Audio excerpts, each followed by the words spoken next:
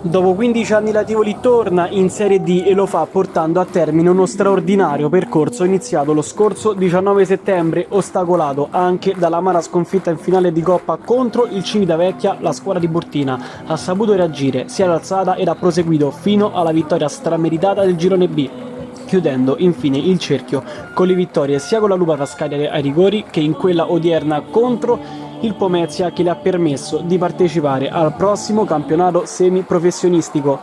Al 10° subito chance per i tiburtini, De Sosa fa bene la sponda per De Marco che si intrufola dentro l'area di rigore, spara botta sicura, bravissimo De Angelis a dirgli di no.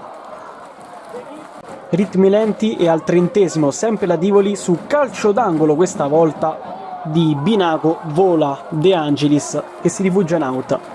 Prima chance anche per il Pomezia, il rinvio direttamente dal portiere Spizzatedi, Massella approfitta del liscio del difensore di Burtino, Maffè salva tutto sul più bello, gli nega il gol. Sbaglia qui in fase di impostazione il Pomezia, Pera ne vuole approfittare, fa tutto bene tranne la conclusione.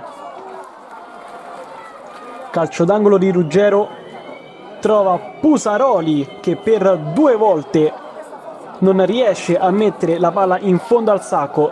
Eccola la doppia chance, sempre sul cross di Ruggero. Il numero 5 poi non riesce a depositare in rete.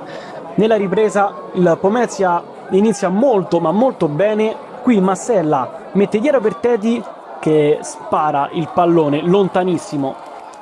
La Tivoli è un po' in bambola al 15° del secondo tempo, ci prova ancora Ruggeri, questa volta come quella precedente il tiro va alto.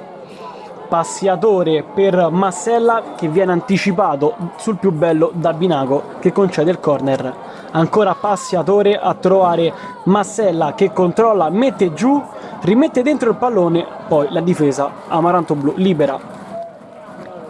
Al 38° eccolo il gol sulla spizzata di Orlando del Duca, fa 1-0 con il pallone che per l'arbitro era entrato tutto, fa gol il numero 4 al 38° e la Tivoli riesce a sbloccarla. Il Pomezia ha l'ultima chance in extremis, ma Oi manda il pallone lontano dalla porta.